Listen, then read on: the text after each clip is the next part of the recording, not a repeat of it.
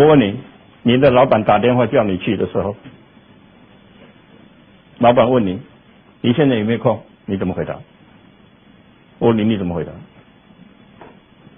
一般年轻人，老板问你，你有没有空？你说有，你就惨了。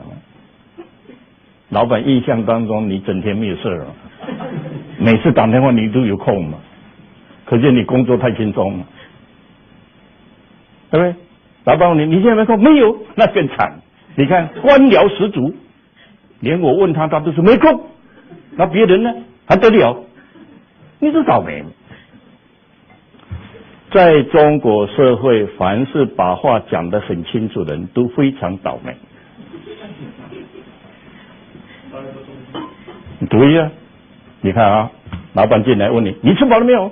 你说吃饱了，吃饱了，你看家，你留手。我刚才经过有一家新开的好海鲜店，我们都去吃，就留一个人。就是你说你吃饱了吗？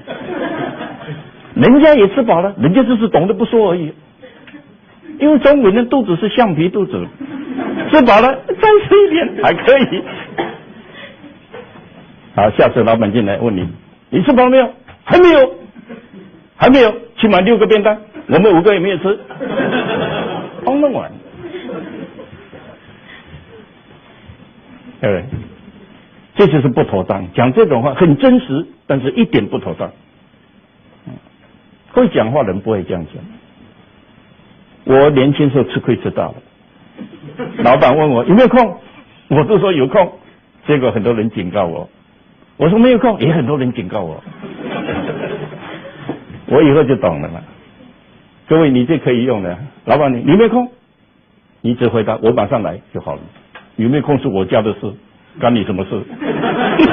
有空没空我自己的事嘛，我马上来就好了嘛。所以老板问你，你有没有空？要回答马上来，没有事嘛。你慢慢去体会，中国人永远讲第3种话，讲第3种话的人长命100岁，讲这2种话的人死路一条。对不对？你吃饱了没有？你怎么回答？你怎么回答？你吃饱了没有？你照我这样回答，我保证你没有事。你说下午比较忙，对不对？下午比较忙，看你下面干什么？要吃，忙到还没吃；